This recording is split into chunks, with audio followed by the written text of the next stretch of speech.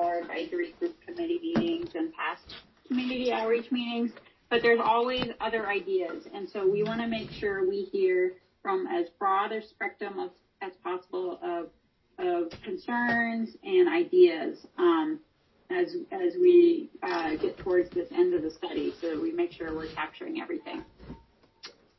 And so first, let's just start with some background.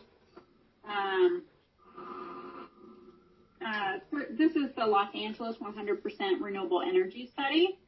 And let me just skip a couple.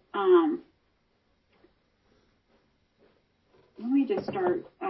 First, I just want to make sure everybody knows what renewable energy technologies are. So on these pictures, we have geothermal, hydro, wind, and solar technologies. These are resources that are replenished and as a fuel are low cost or free.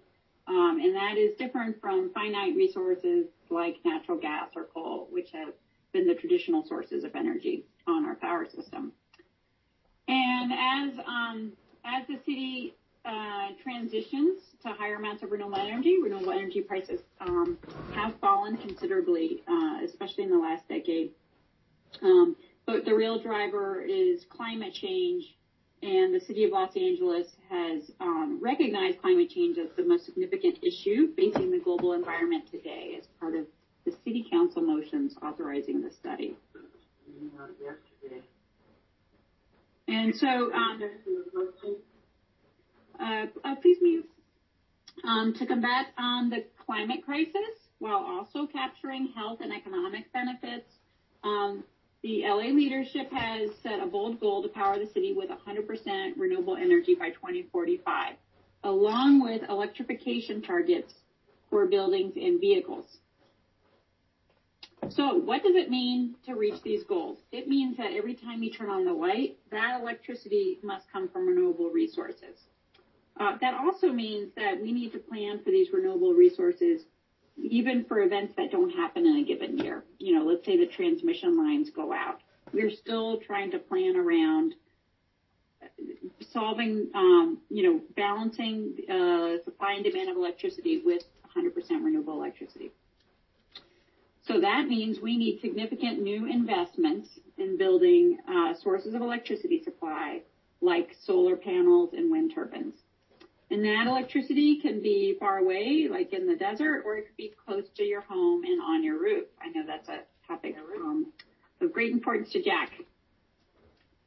So as we move this electricity to where it needs to go, from outside the city and around the city, we need to make sure we have sufficient transmission lines. So we're evaluating that too, as well as the equipment and infrastructure that we need to keep the power system renewable and reliable, even when there is not much wind or solar.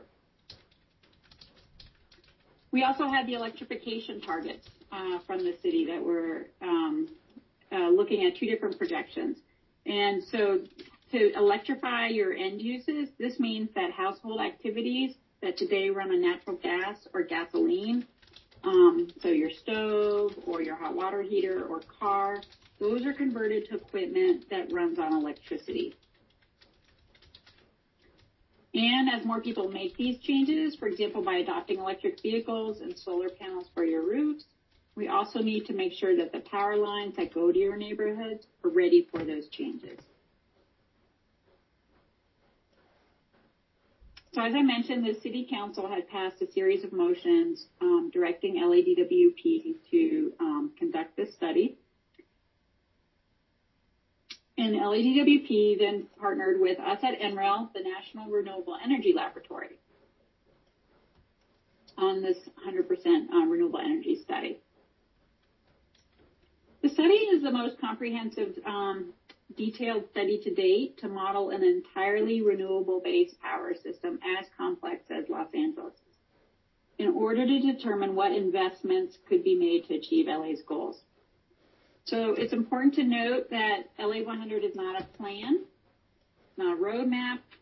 LADWP is not going to take action from the study directly. We're not giving recommendations. It's a study that provides information that LADWP and the public will need as you make decisions and you create plans. So for the past few years, a team of us at NREL have been working with the stakeholder advisory group to frame the sets of questions that we address in the study, including, as more Angelenos adopt energy technologies like electric vehicles and air conditioning, how might that change total demand for electricity throughout LA? And what could LA's future grid look like? Does reaching 100% mean big changes locally, like building new transmission lines or power plants? And how can LA make sure that the new system is reliable under extreme events like fires and heat waves? And what about the impacts on jobs, the local economy, air quality, health, and environmental justice?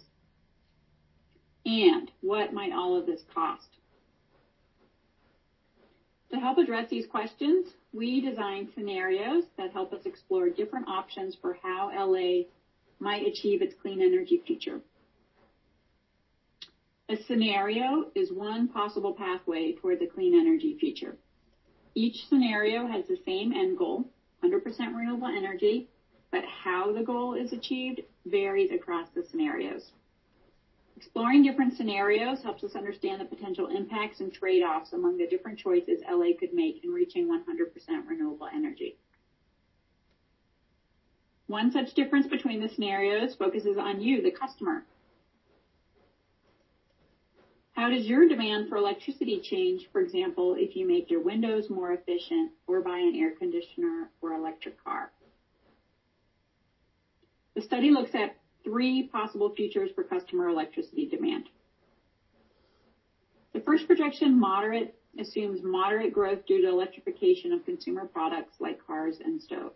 For example, the moderate projection assumes that 30% of cars will be plug-in electric by 2045. The second projection, high, assumes a much bigger effort to decarbonize buildings and transportation. This projection assumes that appliances and heating and other equipment in buildings switch from natural gas to electric, and that 80% of passenger cars on the road by 2045 are plug-in electric. This projection also has very high energy efficiency targets. So, for example, the modeling assumes that each time someone replaces like an end-use appliance, they buy the most efficient product on the market.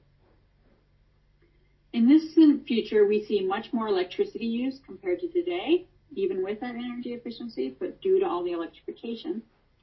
And the demand for electricity is also flexible in this projection. So, for example, we see more electric vehicle charging during the day when it's sunny and solar panels are generating lots of electricity.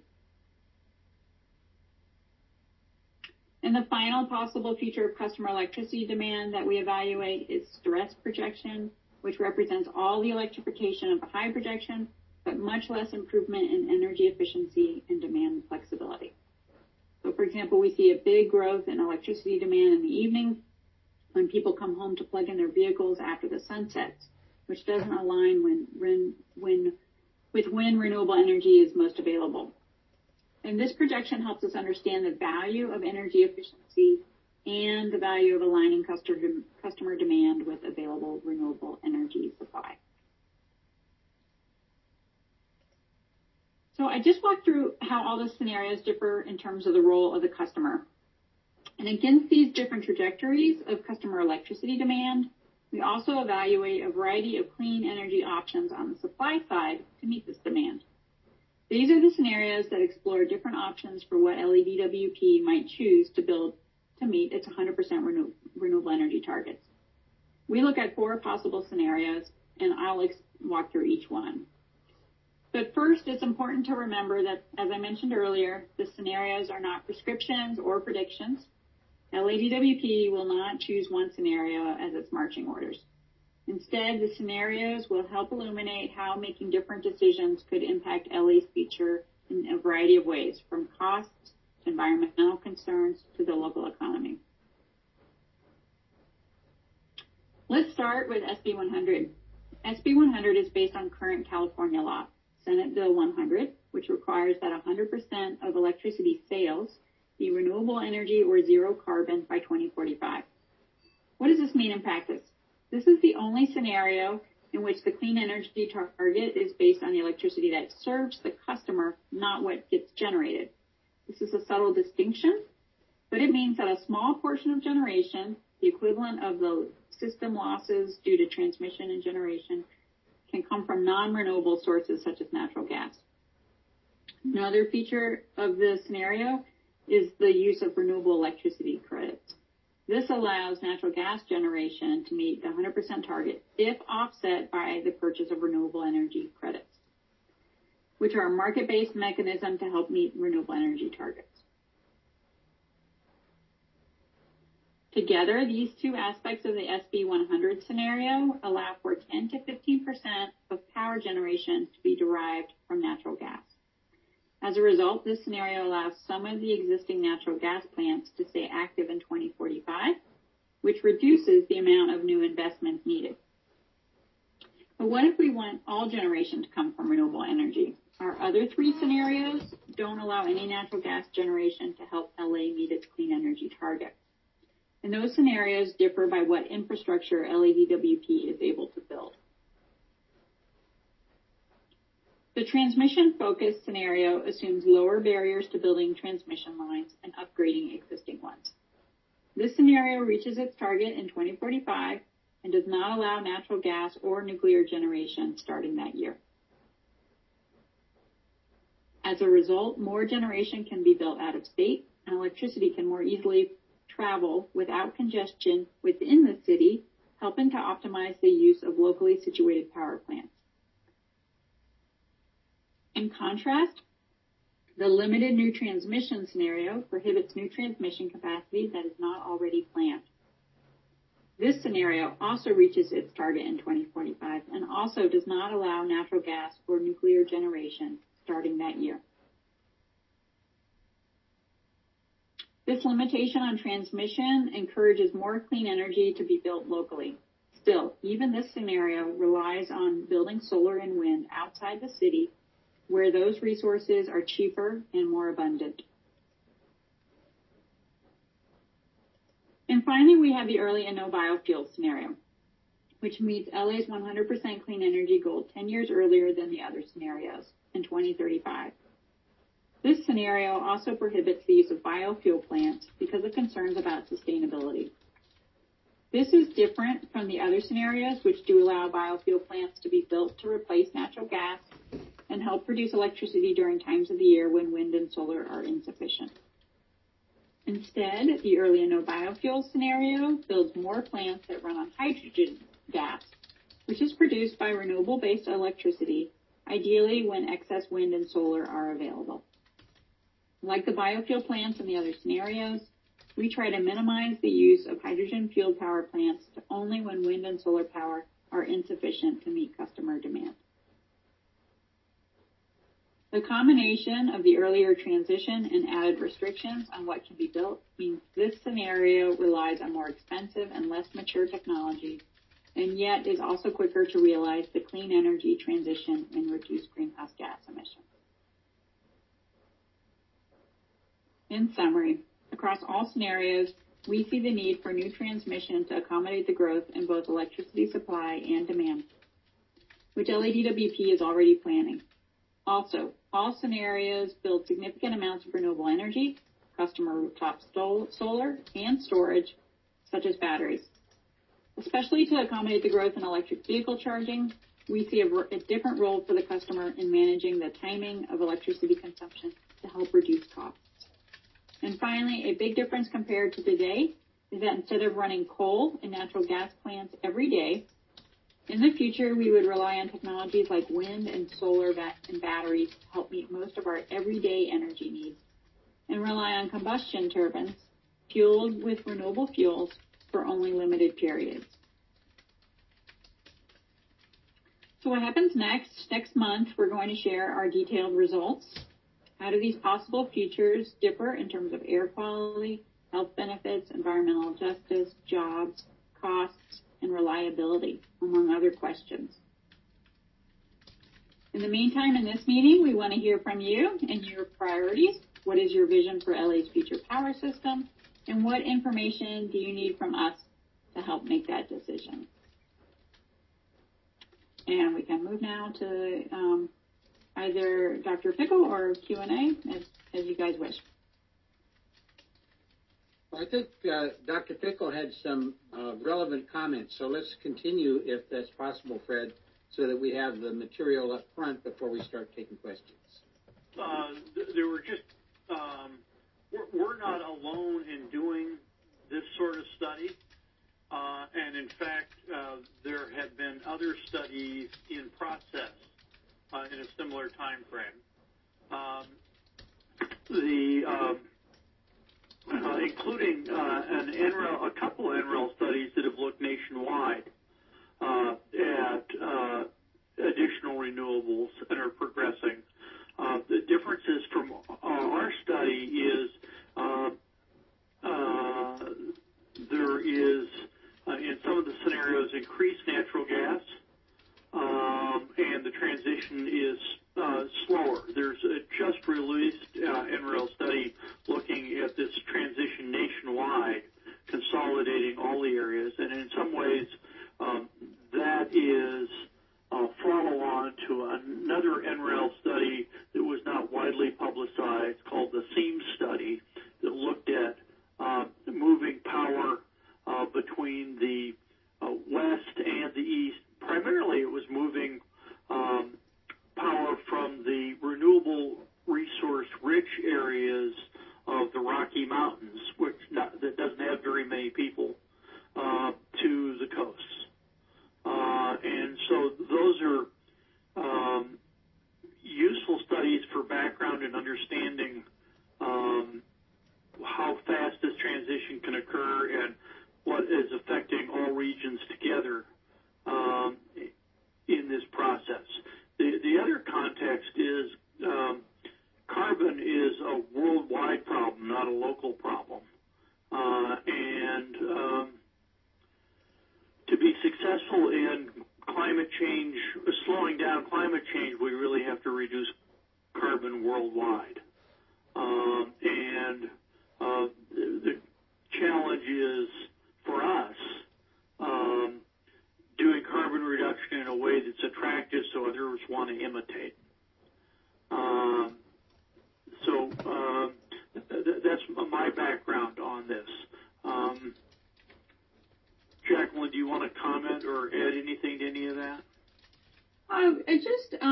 What's been really interesting looking at this study compared to other studies is other studies do tend to look, as you mentioned, broadly, maybe across great regions. We do model the entire West, but not the entire West going to 100% renewable energy. What's interesting with this study is what is different about LA. And some things are the load. It's a different load peaking season compared to other parts of the region. Other parts are the geography. There's ocean and mountains around it, which can limit limited transmission. And then also, because we're looking at managing multiple day transmission outages, these are luxuries that other studies don't have to get into in terms of, because we're looking locally, then we therefore have to focus on what are the concerns to the utility in terms of reliability. And so those elements all sort of change some of what we're seeing in this study compared to elsewhere. So I totally agree. All those other studies out there give a great sense of, let's take a national perspective. What's the pace of change? Like, what's the supply chain look like, or the manufacturing supply look like when we're doing this across a broad region? So that we don't get into in the study, and I think those are really important questions that I'm grateful for the other studies to look at. Yeah, and even now there are great differences across the West, and the easiest comparison of some of the extremes are two big Canadian provinces directly north of us. British Columbia has been 90 to 95% hydroelectric since the 1960s, and they were much more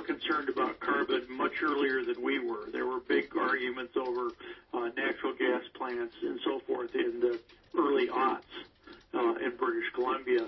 And the other extreme is Alberta. We might say Texas is the Alberta of the U.S. To give proper nod to the Canadians.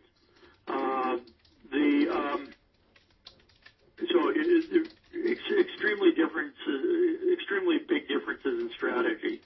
And one of the cool things about British Columbia is their hydroelectric system and their reservoirs are so big that they have, in some ways, up to 6-year memory in managing their hydro for fluctuations. But they've done a lot of work, I'm sure, on managing renewables into that system. I'm sure there are others more up to date on what they can do in terms of renewable fluctuations now. But boy, do they have a lot of ability to manage their system broadly. So local differences are big, and I agree with Jacqueline that it's important. But at the same time, we're also affected increasingly if we interconnect more between the East and the West. There'll be more use of renewables, but also a little more tension as to who competes for them. And as we go into a question period, and then maybe we could turn on the chat, that might help during the question period. I want to add a perspective which is not added. Actually, Jacqueline Cochran's already brought it up, that the study is providing options. And just as Fred and Jacqueline were discussing, there are lots of different choices being made by other folks and being proposed elsewhere. So the issue is, how does Los Angeles want to do this? And I just urge that we keep a broad focus, not just laser on DWP, because we're an entire ecosystem here. So remember that we want to electrify transportation in order to meet California's greenhouse gas goals. We need to electrify transportation. So as things get closer to 100%, they get more expensive. So think about, if you have 90% energy that's significantly cheaper, are you going to be able to get 80% of the cars on batteries? This is part of a whole environmental greenhouse gas issue. And then the second thing is that we have lots of social needs. We do have, all of us have commitments to going this direction. But remember that you also have social needs that are food insecurity, your homelessness.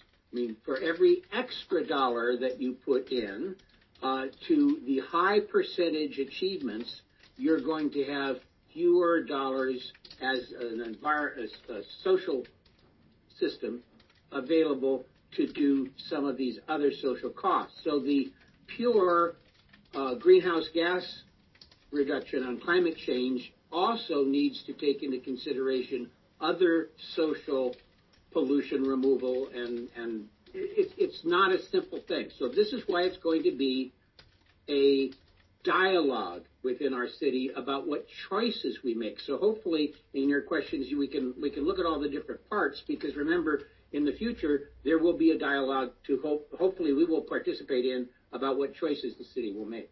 So thank you. Let's open it up to questions. Tony, before we do that, I just wanted to make sure, I don't think we had a chance to introduce Jason. Oh, yes, that's important. Thank you. He'll be addressing, any DWP specific questions. So Jason, thank you for joining us. I did open the chat, so that's now available. But before we go there, we did have a couple of raised hands, one from David Ubersax, and then the next from Sid Gold. Do you want to take those? And Tony kind of hit on a couple of things that occurred to me. The first thing that, in terms of feedback and concerns that you mentioned for this presentation, was transmission, local transmission, and the need to build out what we currently have. We are kind of lucky that we aren't in Edison's situation in regards to going through wildland fire potential areas. I live a signal away from one of the early transmission lines, which was also transportation, the Owens Mouth line of the Pacific Electric going down Sherman Way. So I think it's interesting also to couple that with the historical transmissions and the way things were set up, not the least which is that in urban settings are better. But I think that's a big concern. in terms of how to do the transmission safely, and also in terms of what Tony was saying, the offsetting costs of maintaining the existing line and building those lines and maintaining those lines. So that's, I sense that you probably have a good balance of that priority, but I just kind of wanted to highlight it.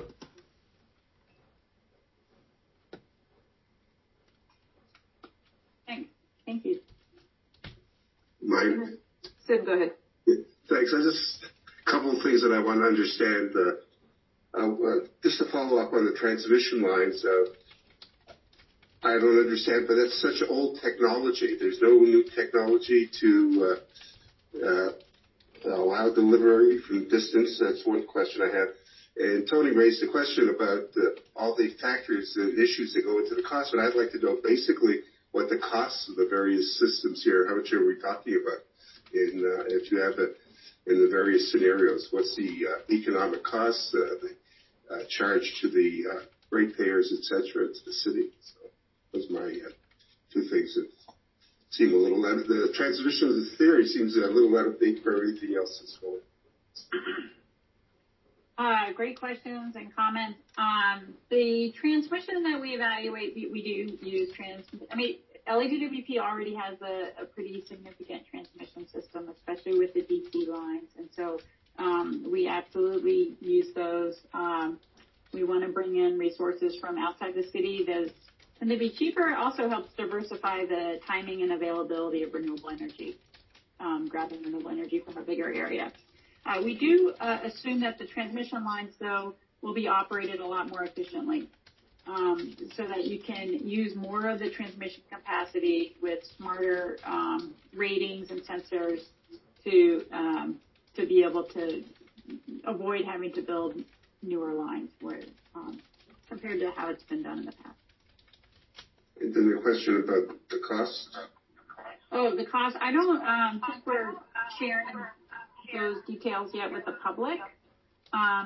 But what we do look at is we look at the cost of getting to 100% and operating the system at 100%. So we don't disentangle those. We have cost projections that say, how do you operate increasingly more renewable systems more and more as you get to 2045? And so what you can see in our cost results are the spike that will occur as you're going towards the 100%, just like Tony was talking about. You can see the impact of timing. So the earlier we hit the target, the less mature the technologies are, and so they are a little more expensive. And we also look at on a per kilowatt hour basis what those costs are. Again, it's been harder to give you, like, we don't have a number that says it costs X to go from 90 to 100% renewable energy, or it costs X to be 100% compared to business as usual, because we don't have a business as usual. But at this point, the 100% rules are law, and so we look at different ways that you can operate that. So you can look across the scenarios to get a sense of what is driving different costs in the study. And I will just say that, this SB 100, which has natural gas, as I mentioned, because you're keeping some of those plants on, that means you don't need to replace as much investment. And you are, what the study does is then looks at, well, what are all the trade-offs among these? Like, what does that mean for greenhouse gas emissions? What does that mean for cost? What does that mean for how much renewables you build out? So we don't weigh in on any one path. We're just trying to fill out the information so that you guys have that for your discussions. Thank you. Jacqueline, there is a question in the chat. It says, will there be any consideration of natural gas from renewable sources? Yes, we the way we so our study shows a lot of value in having a storable renewable fuel that's located in the cities. This is getting back to what I was saying earlier about the geography of LA and how it's, if we're going to have 100% renewables and we have solar and batteries and everything, we are relying on out of city resources. And so when the transmission lines are down, or if it's a really bad week of solar and wind, like a week, so that our batteries are depleting day by day, we see a lot of value in having a fuel that you can have on hand and run for a few days as needed. That fuel, we assume that by 2045 could be purchased on the market, and it could be in any number of, it could be synthetic methane, which is your example. It could be hydrogen gas. It could be some kind of ammonia.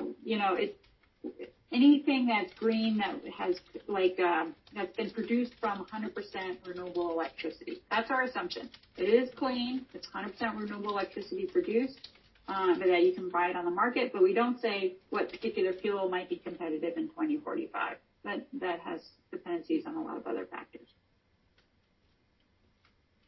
And there's another question there. If natural gas continues to be used about 10 to 15% after 2045, are there any recommendations or technologies that can capture or sequester the emissions from this power generation? And if not, can resources be allocated to R&D for this? We don't look at carbon capture at all in the study. So that natural gas generation is offset by renewable electricity credits, but I don't, that's as far as we go. So.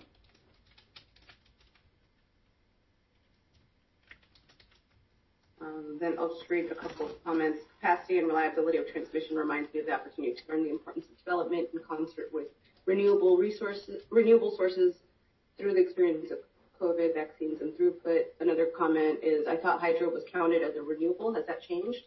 That's the question. Okay, we have hydro still as part of making up 100% renewable electricity. And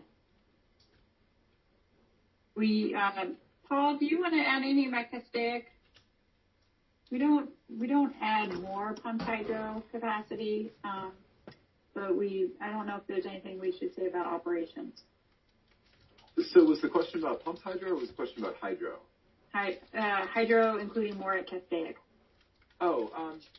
We considered a number of different new hydro, new pump storage projects, and in some cases they didn't quite pencil out. So there's a couple of cases where some new pumped hydro penciled out. In a few cases, it didn't. Sorry about that. One of the problems is you get into some situations where it's not clear whether or not it should be new batteries. Some of this stuff is being deployed in 2035, 2040, and it's not clear whether by that time batteries will continue to be cheap on the trajectory they're on, and maybe pumped hydro at that point, new pumped hydro will be cheaper. So when you see storage, especially the storage that's deployed out of basin, some of that could be additional pumped hydro, especially kind of in the out years.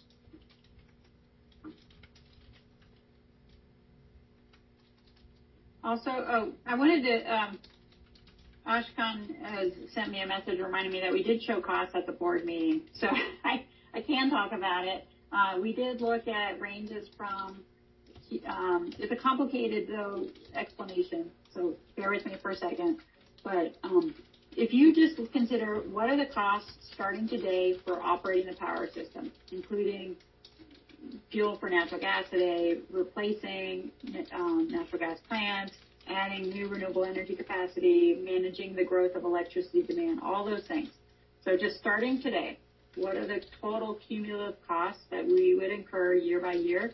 It ranges from $53 billion to $80-some billion. Cumulative over all of those years. So what do we learn from that? We learned that one, that's a lot of that's just going to be charges no matter what you do. And then managing among those, like the 53 to 83, depends on how much electrification we're assuming, what is the timing of that electrification, and what technologies are eligible to meet the 100% renewable energy target. So the more options are available, the lower the cost. The better, the larger the electrification, the lower the amount per kilowatt hour. And yeah, so, sorry, out to 2045. I don't remember if it's 53. I'd have to look up the actual number. It was basically 50 to 80. Yeah. What's a couple of billion here or there? This one's the hardest one. It's been one of the harder aspects of the study to untangle is how to represent cost, because even if we were to design, it's many variables change at once, right? The demand for electricity changes, the timing of that demand changes, the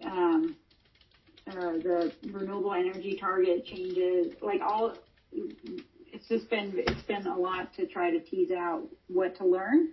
But if you could, yeah, go ahead, Jeff. Yeah, my question is, you mentioned 90%. We're going from, let's say, DWP to DWP plus electrification of the transportation and building sectors. So let's say that's 150%. What is the extra cost? What is the extra cost for the last 10%?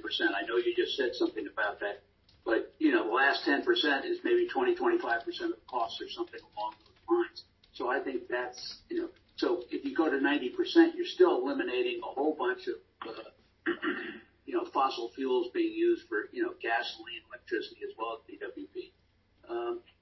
Given you're talking to $50 to $80 billion and just some round numbers, that last 10% would be, let's say, 25% of it. That's, $20 billion on the high end. Yeah. Well, I think it will be obvious when you see year by year cost changes across the scenarios, both within a scenario going toward 2045 and between scenarios, you do see costs go up. So, as an example, early and no biofuel scenario meets the target in 2035. In 2030, that scenario is already 98% renewable, non-carbon generation, 5 years earlier. So we make a lot of investments between 2030 and 2035. It's the case for the other 100, truly 100% renewable energy cases. What we can't do is say, this is the cost of going from 90 to 100, because there are so many variables. What I can show you is, okay, you can look at a chart and you get a sense that it's going to cost a lot going from going that last mile, because those are the hardest times of the year to serve with renewable electricity. That's why we don't get them at 2025. It's like those are the times where it's not windy, it's not sunny, so, and that those costs are also reflecting not just the 30 hours of the year that were hard to meet with renewables, but those costs are also reflecting the reliability aspects, so that we need a plan around the reliability of the system, even if that year is actually great on wind and solar. So those are the costs. How does hydrogen gas, pricing of hydrogen gas compare to natural gas? And how long along the curve are we in developing hydrogen gas to be economically a viable alternative? Well, we're early on the curve.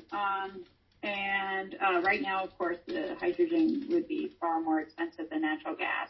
In a way, the fuel price is less concern, because the way we're not operating these combustion turbines very much in the future. The role of the combustion turbines is to serve as backstop for when other things go wrong, and that's what helps keep the system 100% renewable electricity.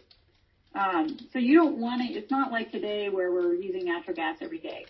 The idea is that, sure, the fuel might be really expensive, but so what? You're not using it very much. That's a blip in the overall cost.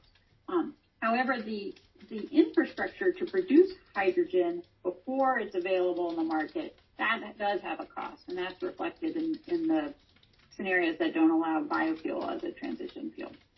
But, you know, if you're saying that hydrogen gas is, you know, hydrogen is sort of a backstop, if you will, what does that mean for Utah? I thought Utah was going to be one of, you know, being powered by hydrogen gas was going to be one of our base loads. Yeah, sorry, I was thinking more about in the city with the combustion turbines. Okay, yeah. Thank you. Thank you. You have some questions in the chat. Do you want to take? Oh, okay. I can. We stopped at, could our huge waste stream be used for beneficial purposes such as power generation instead of filling up canyons in our local mountains? There may be opportunities for clean methane. Paul, do you want to say anything there? Yeah, so it wouldn't be direct combustion; it would be gasification, and that's always been very controversial in terms of gasification of waste products. So we just didn't get into that. It's not a huge. Doesn't actually produce a lot of energy, and given the uncertainties and controversies, we really couldn't touch that. And the next one is why no nuclear in 2045? Is it political? Is it the effort to eliminate GHG-free source of baseload and emergency power? Half the scenarios include nuclear and half the scenarios do not include nuclear. So SB 100 includes it because that roughly represents the scenario with the least amount of change. I mean, it's a huge amount of change, but relative to the other scenarios that, you know, we keep on some of the natural gas, we keep on the nuclear, and it's carbon free and matches the Senate Bill 100. Early and no biofuels also keeps on nuclear, in part because it's just helping to contribute to the carbon-free electricity at this earlier time frame. The other two scenarios, however, retire nuclear in 2045, and that was to see what is the impact of not including nuclear in a renewable energy target.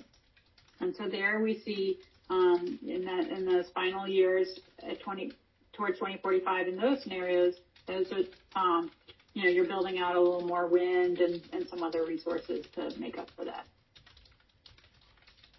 And then there was a question to clarify. I think you might have addressed it, but $53 billion out to which year? 2045.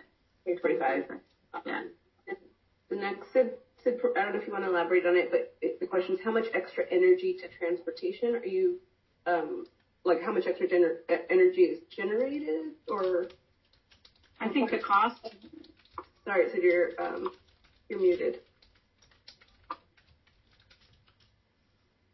Sid, you're muted.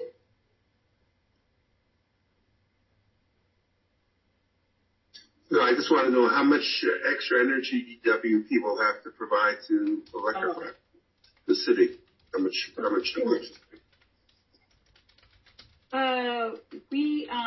So our projections have a moderate and a high growth of electrification.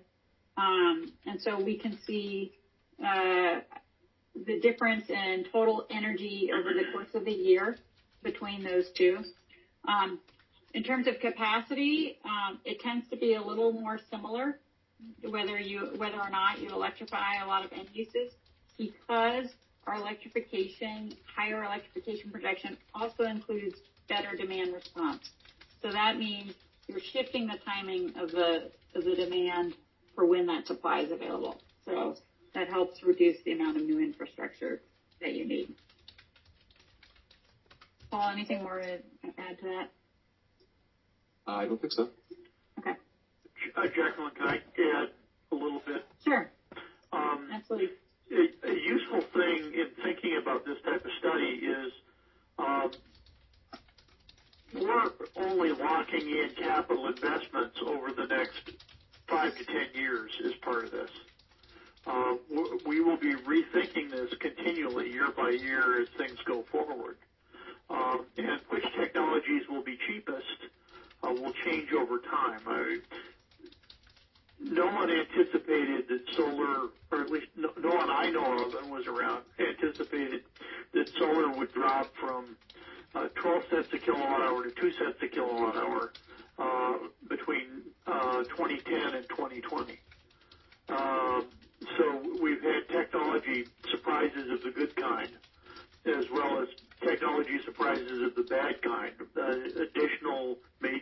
nuclear accidents.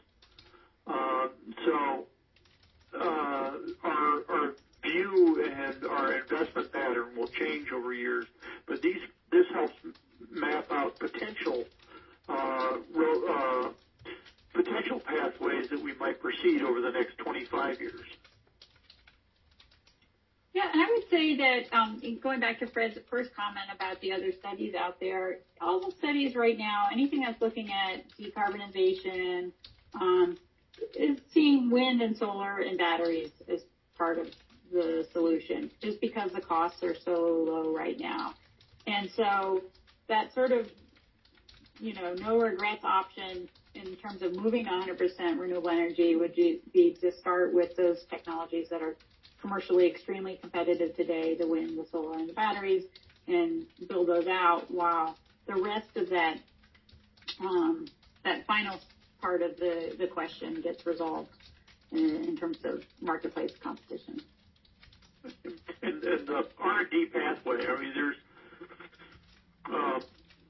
cool stuff in the lab for storing hydrogen that was recently announced that could store large quantities chemically of hydrogen, but the timeline from lab bench to commercialization can be huge. The photoelectric effect behind photovoltaic was discovered in the 1850s, I believe. Jacqueline's a physicist. She might correct me on that. So the pathway from identifying something in the lab and having it commercial and cost attractive could be a long time. Yeah. But when there's a lot of public R&D put at something, things can speed up quickly. Yes, thank God for vaccines. Yeah, that's a good analogy. Go ahead, Tony.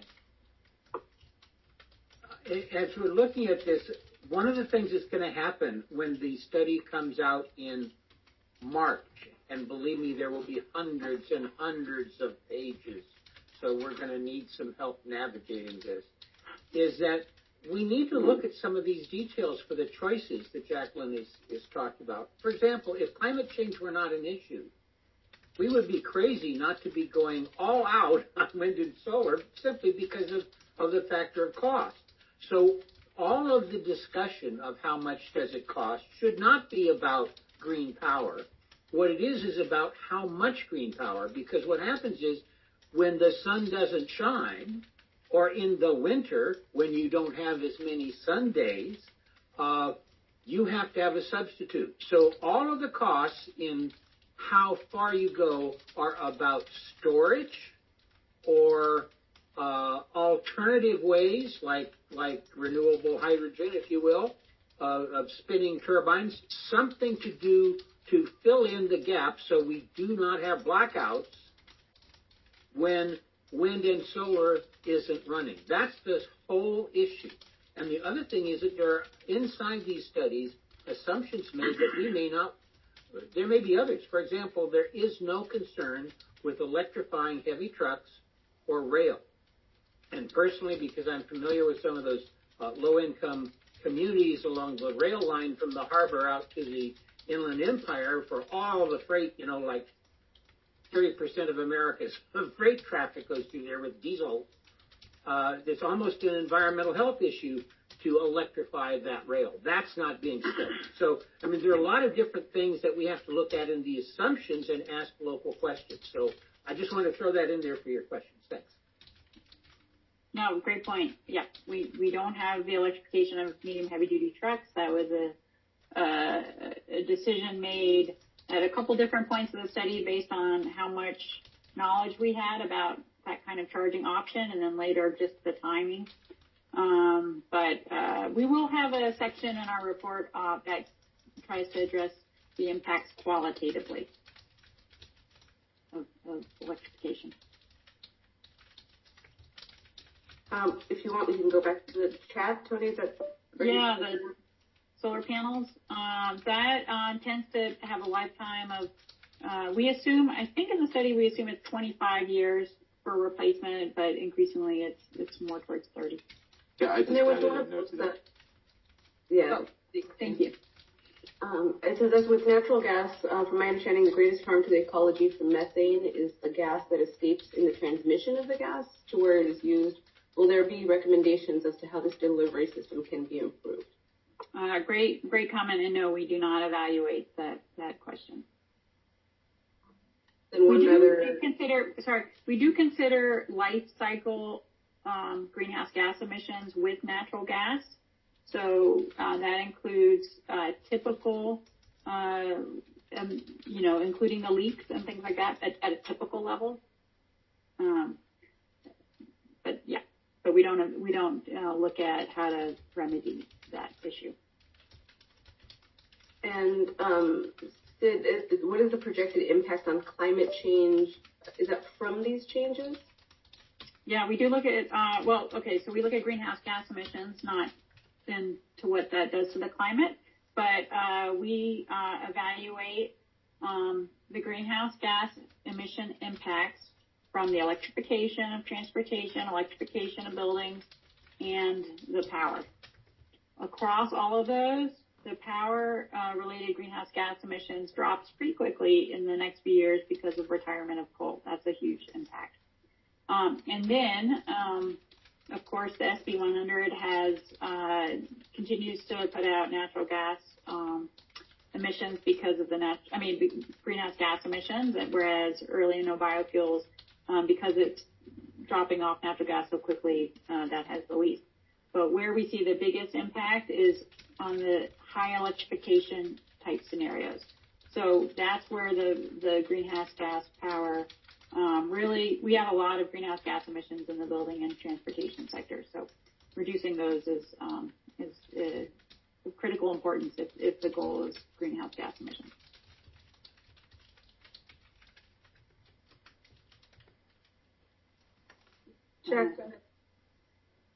Jack? Yeah. Rooftop solar, my favorite and Jason's favorite also.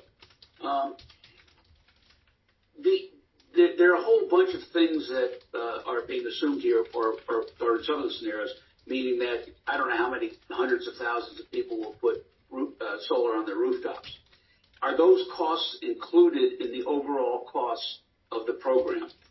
Because they are real costs. Same thing, let's say for if I electrify my home, are those costs built into the total cost, or are we just looking at DWP costs? Good question. Let me start with solar, because that's different. We do assume, part of the study starts with what are the customers likely to do? And one of the things that customers will likely do, no matter what the target is or what LADWP does, is there are going to be many customers adopting rooftop solar because of the economics. As electricity rates change, as solar prices fall, as people want to have more control over their energy, we know there's going to be adoption. So we project that kind of adoption in our study. But we don't want to assume that that's a free cost to LADWP because that distorts the scenario comparisons. So we assume the same type of cost for all that different customer solar that's part of that $53 to $80-some billion. So that's the capital, that's the cost of building the solar. That does not mean that that's what LADWP would actually pay. That would depend on how rate tariffs are designed, what happens with net metering, that kind of thing. But we capture the cost at least so that it's a fair comparison. Yeah, on the net, does net metering get into there? Because, what I understand is that, the sun shines during the day and that power is worth $0.015 or maybe even negative when we're selling it to Arizona and it's worth 20 cents at night. If I want to, so DWP does the net metering, so I save money that way, or I have to put in a battery, and that's another $25,000. So I have $50,000 invested in my roof, in the battery system, and I don't think that's a good economic investment. Looking at a bunch of different scenarios. Yeah. So the way the study was originally designed is we wanted to have one pathway that looked at a lower amount of rooftop solar and one that looked at a higher. And to get at the lower projection, we assumed that it would be net billing, which is different from net metering. So net billing assumes that that customer only gets reimbursed that penny in the middle of the day or whenever it is. Like that they're not making money off of exporting the grid if it's going onto the grid at a time when LADWP doesn't need it. We surprisingly still found a lot, even under that economic perspective for the customer, a lot of customers still buy solar. So that was a surprise to us because those two different trajectories, one using net billing and one using net metering, were supposed to give us very different results for how much customer solar comes on the system. Instead, by 2045, they look very similar. Now, net metering goes faster. You get a lot more earlier build of solar under that. But, by 2045, it's all catching up. That doesn't make sense. Well, it's just because the assumptions about the economics from the customer perspective. That's why it happens. We're not doing it from the LADWP perspective, but where it'll affect LADWP is on how they define the rates, and we don't look at that question as part of the study. Yeah, I mean, from my perspective, just from pure economics, if I have to put, $50,000 into my, we're talking current dollars, into my system, so I can, so I can save the energy that's generated during the day. My, rate of return, whether it's an IRR, an NPV, or whatever, it's cash and cash, doesn't make sense. I mean, just penciling it out. And in 2020, it doesn't make sense, and that's why I'm saying it doesn't catch up until closer to 2045. So, and then the prices are assumed to be lower. Jack, one thing, one thing that makes this all hard is, I don't know what your cost of money is, and there's a lot of people whose basically their discount rate might be zero, and we can't assume that's the problem, right? So that's a lot of why there's adoption of solar. Not to be too derogatory, there's probably a bunch of tree huggers out there. They don't care what it does, and then you can have some cheap flints, skin flints like myself, who are just going to be doing the numbers, sort of do the numbers. And I think maybe I'm relying too much on rational man theory, rational person theory, to understand how these economics work. And and actually, Jack, we actually do try and consider that. Essentially, what you're describing there is, we think about the consumers that exist in LADWP and around the country, and we say, okay, some of them are, and again, we translate this into direct monetary terms. We obviously don't use tree hugger and all that, but essentially, you do have people that effectively have personal values that translate into, again, this idea of cost of money, and translate into pure economic terms, it is a zero or very low discount rate. And when you have those kinds of processes, you can invest in investments that other people might deem uneconomic. On the other hand, we have cases where people, where solar might get so cheap that everybody should do it, but you still will have people that don't want to adopt it. So we do take into account a diversity of viewpoints in terms of economics, and that does drive some of the investments that we see.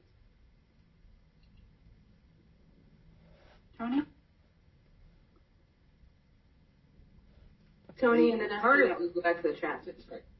Part of this is that this is not pure economics, because the real world does react. Government makes a difference. The real world reacts to government policy. And in some way, the rate setting, which is not part of this NREL study, how we collect money from power ratepayers, is part of government signals. For example, if we decide that to charge nighttime power at very high rates because the sun isn't shining and it's costing us a lot of money to buy those batteries, then there may be people who may decide to add solar and batteries to their own house, not because it now becomes economic for them, but it becomes much less painful given how much they're having to pay for nighttime power. So And a lot of this, the second thing, that brings up the reliability question, because there are a lot of things, and this is also not part of the NREL study, but we do have current elected officials who have said, we will refuse to rebuild the gas plants in the basin. Well, they were never intended to be run all the time anyway. They were going to be rebuilt with quick start turbines that you only turn on when you need them. But nevertheless, that provides us a shorter term, in the intermediate term, as we're getting there, less of a protection against blackouts. So there are safety factors that will need to be discussed in adoption as well. And NREL's putting in safety factors, but the question is, how did they put in enough for us to feel comfortable? And then that's part of the discussion after their study comes out. It's not something that Jacqueline can answer right now, but I wanted to throw that in there because it's not pure economics. There's also safety and how much belt and suspenders you have in the system to prevent blackouts. Okay, I'm going to go back to the chat. We have, knowing that methane is far more harmful than CO2, do you not think this is something that needs to be addressed if we're going to be using these gases? So that particular question is not one that we weigh in on. But what we do is show you a scenario that has continued natural gas generation offset by renewable electricity credits, and the rest of the scenarios that don't have any. And we show the difference in what that means in terms of CO2 equivalent in greenhouse gas emissions. But that's a perfect example of something where we try to give you the information, and then you guys talk about what you want from after the study. The next is, what is the effect on employment demographics from these changes? We look at different jobs associated. We look at the economy and jobs from two perspectives. One, we look at an economic model that looks at the impacts of rate changes on the economy. So if your rates go up and you're spending less in other areas, what does that do to the city of LA's economy? And we also look at it in terms of, as you're making investments in these renewable energy technologies and you're operating the power system, what are the jobs associated with those?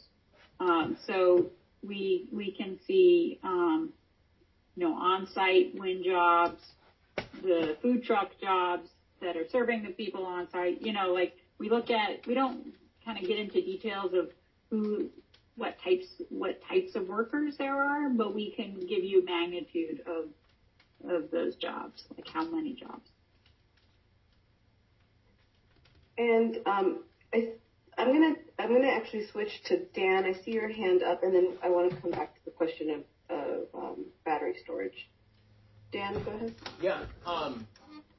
So I think Jack's objection is a difference in assumptions about how cheap batteries are going to get. Is that true, Jack? Do you sort of distrust the notion that batteries are going to get cheap? I don't really have an assumption. I think they'll probably get cheaper, but I'm looking at, more based on today's prices.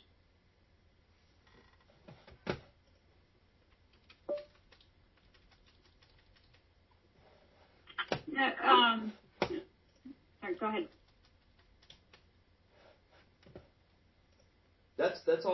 That's all I got. Yeah. Well, in our customer solar adoption model, we aren't including batteries as part of the decision making on when to adopt solar, but we do separately, after the fact, assume that a certain amount of those customers will adopt batteries. A little bit confusing, but there's not as much research on customer adoption of batteries as there is on solar. And it was complicated in that then you're really getting into rate design details that is not part of the study. I'll add that if you look at the economics of storage is really separable from solar investments. As Jacqueline said, the challenge is current tax law incentivizes the combination of solar and photovoltaic investment and ties it so that you've got to charge your available, or at least a certain percentage, to get the tax benefits. So, but it doesn't have to be that way, and I think in the long term, like this analysis shows, you can separate those two. And one of the other comments reminds me that we also aren't looking at resiliency as a local grid issue. So one of the comments here is about having what maybe some call a microgrid, I think, if I'm interpreting this comment correctly, that can help still continue power even if there are load outages in other parts of the city due to transmission capacity. So we don't, that's a great kind of follow-up question from the study of looking at resiliency, and that would change perhaps the local infrastructure questions. But yeah, we didn't evaluate that particular issue. There's a question from Cindy. Cindy, go ahead and unmute. Good morning, everyone. Thank you. This is a great presentation. I'd really like to see it go on the road to all the councils. My question has to do with a couple things that have, I think, been touched on. But the first point is, for the first time in many years, I've experienced power outages and little blips in power. So that is a concern with how things will move forward. I'm concerned about how people in apartments, lower income, who have difficulty making ends meet now, are going to be able to handle this transition in the future. I am concerned about the small business operations, such as those who have truck or special industry-related services that they even provide to the government, and how their transition to operate those vehicles that they've invested in will be impacted. I know it's been touched on. What about the infrastructure that's in place, such as the generating plants in the valley, and then there's the natural gas out in the other North Valley? What those impacts and breakdowns of those will be, on an impact for the people and the residents and small businesses. Those are just some of the thoughts that I have. And as solar, with regards to solar, will the cost of solar come down? I would love to see solar in a lot of. I was in a presentation with this with the DWP MOU group, or the oversight group, in the past, where they showed solar availability plans or visions, and I don't see where any of that has moved at all to, like, you could have whole blocks in commercial areas that would be solar powered, or could be. Anyway, thank you. Thank you, Cindy.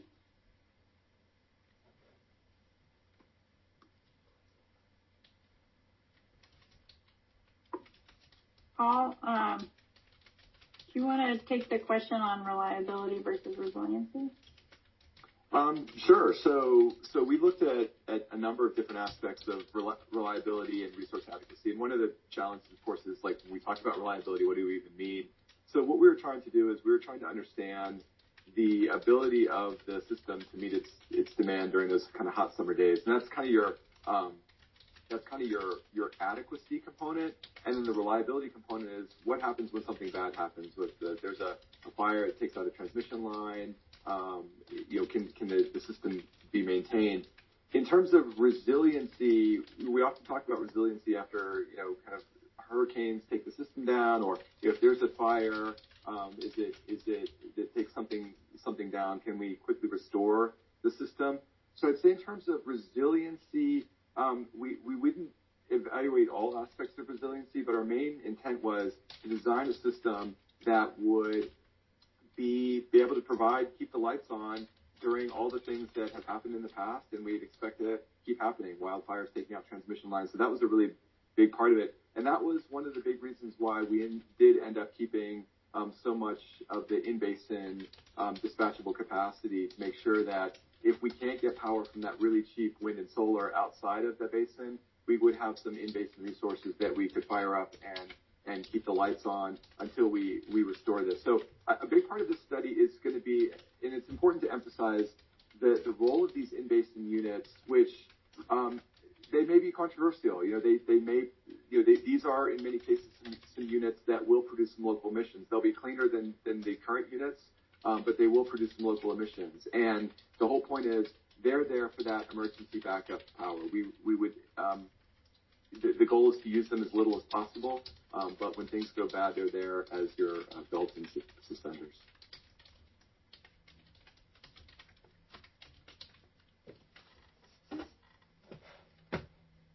Anything else? I'm not sure I have anything else to add. So happy to elaborate, but I don't want to keep pontificating here. So. Sandy, go ahead.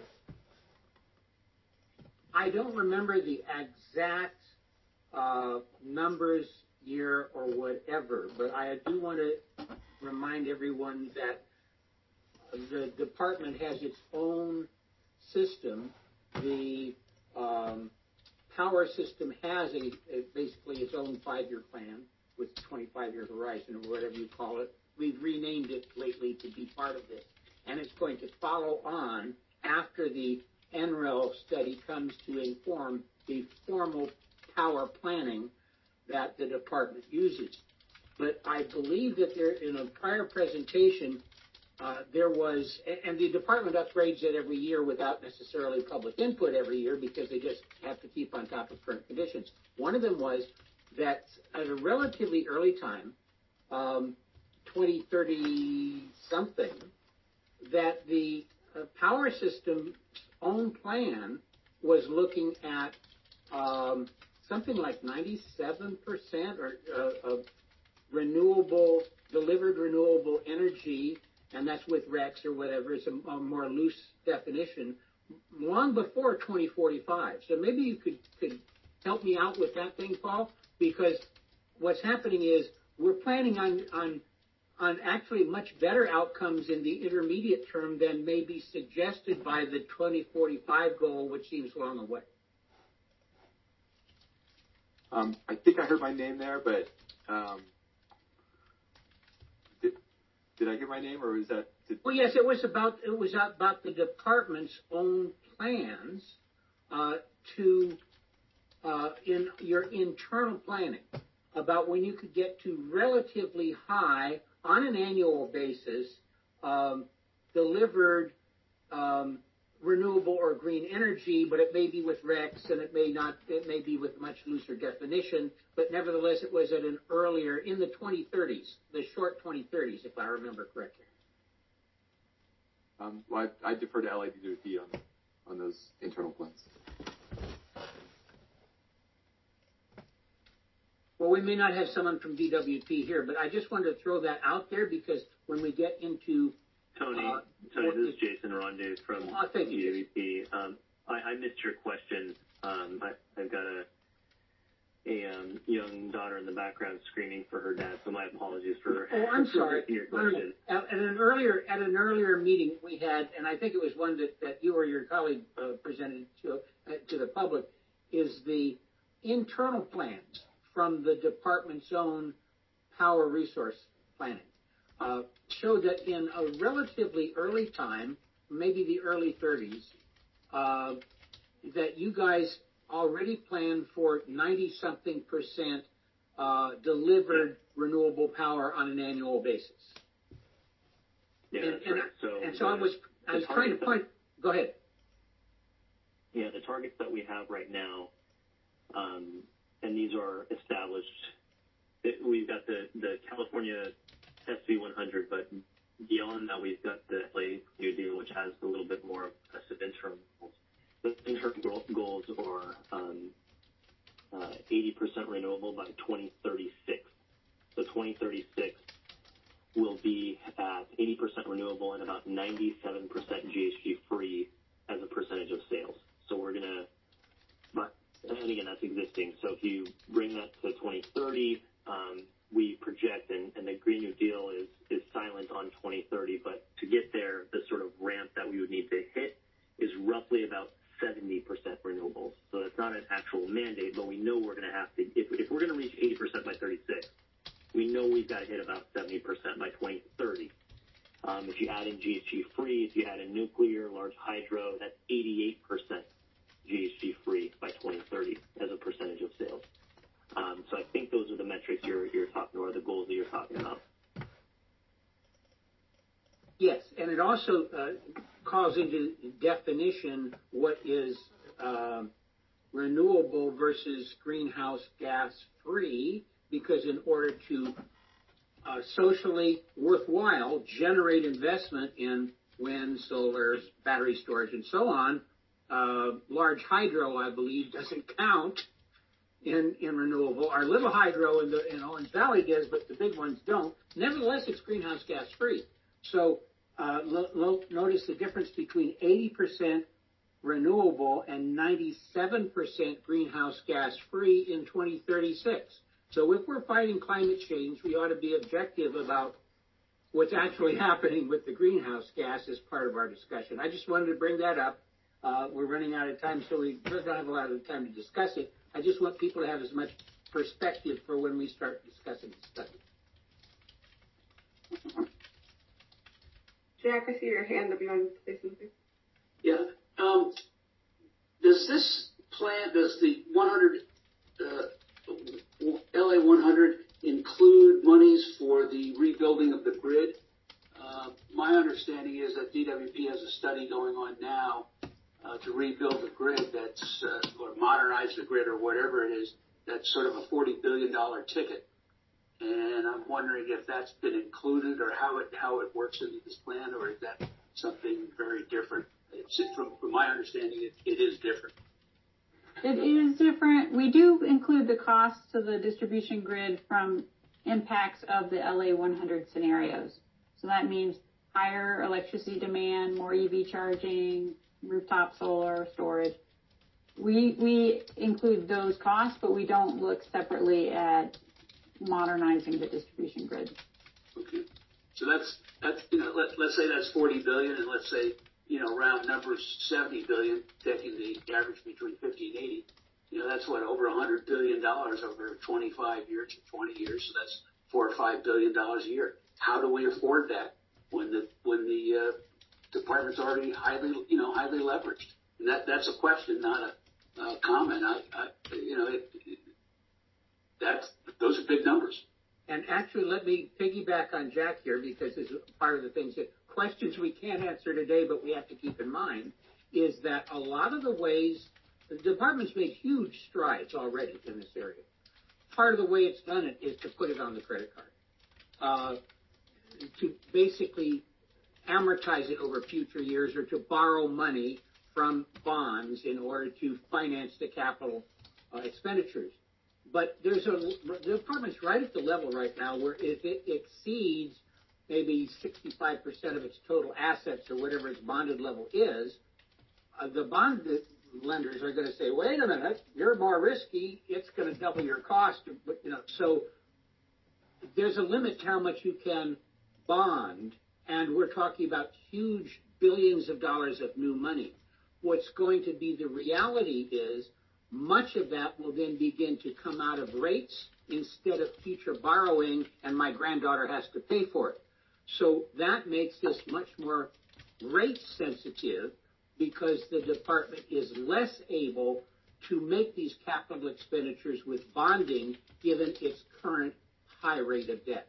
So that's that's again part of our discussion when the study comes out about how we pay for it. And those numbers will come out of the LADWP's rate analysis, because they're looking at the timing of the loans. Although a lot of the investments are assumed to happen under a PPA, so you don't, so you're not making big capital investments at once. Yeah, and actually, thanks to my Nazari and some allies in Sacramento, we did get that ability to basically offload from the department's balance sheet joint powers agreement types of things too, where we and other providers, Glendale, Pasadena, can join together on a separate bonded indebtedness basis and borrow some money. So there are different ways to do this. It's just that I want people to keep this in mind, that how it's financed is a big part of what the rate impact will be. It's not just a straight, we buy batteries, your rates go up. Yeah. One last question for the department is, Jacqueline, you'll come up with your study, LA 100. It's probably environmentally unfriendly, just given how many pages it's going to be. Don't print. We'll only send you a PDF, Jack. But I'll have to put it on my crappy computer. But the question I have is, you come out with your report. When will DWP get back to us with regards to the impact on rates and the projections and things like that? And I don't know whether that's to Jason or to Stephanie or to Fred or whoever it is, but I think hopefully that gap is not very long. Fred? Yeah. So Jack, Jason, why don't you talk about timing and I'll talk about rate issues. Go ahead. So, sure. And Ashton, if you are still on, if you can jump in with the schedule for the rate translation. But what Jack is referring to is we have these sort of total dollar amounts that we know range from, but we actually need to translate that into what the rate impact will be for residential and commercial customers. So we're going to do that. That will follow the conclusion of the study. And Ashton, do you have specific timings on when that would be completed and then presented to our board and shared with the public? On the rate analysis? Yeah.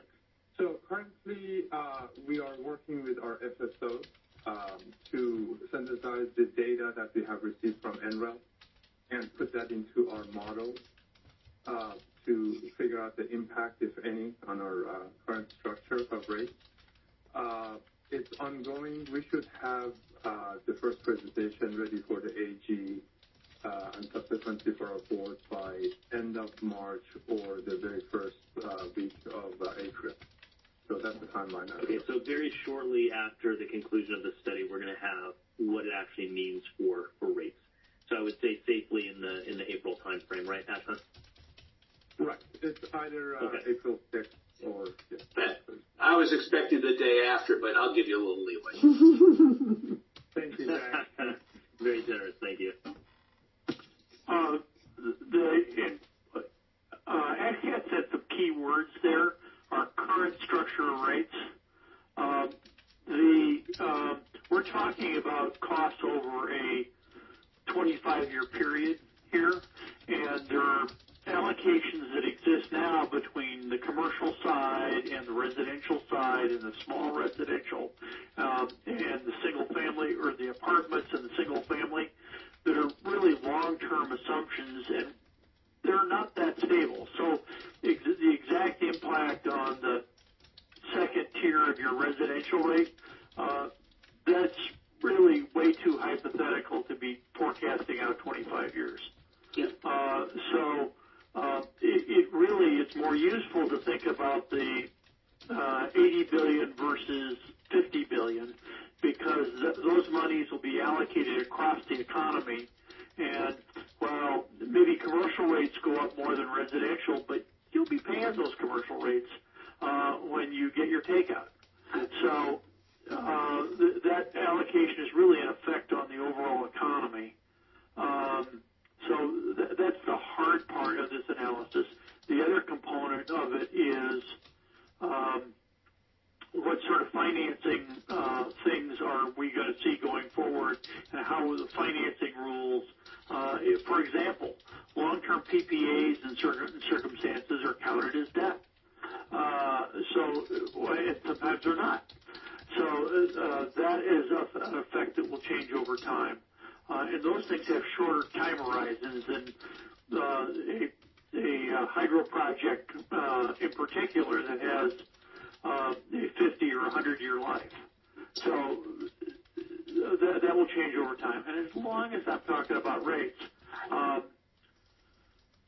the DWP had planned under a resolution set by the DWP board to have a rate review starting this January.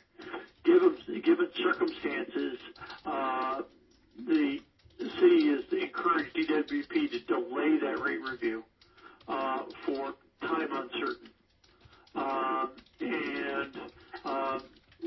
My office supports regular rate reviews, but certainly not now would be a good idea. So I just wanted to make sure you were aware of that news. That was mentioned by Councilman O'Farrell in the Energy, etc. meeting this last week. And with that, we have run out of time. But, you know, Tara, I wish we had recorded this because you guys asked the most awesome questions. And these are all the questions we're going to need to be dealing with in public when this comes out. So I hope our memory recorders were on. But I can't thank the department and National Renewable Energy Laboratory and all of you guys particularly for your questions and insights. I think this was a great meeting, and I'm looking forward to getting the study out and having a public discussion on it. So at this time, actually at 10 o'clock, we've got the Los Angeles Neighborhood Council Coalition. We have other things about people who worry about the crazy uni-party state in Sacramento taking our single-family zoning away. Also at 10 o'clock,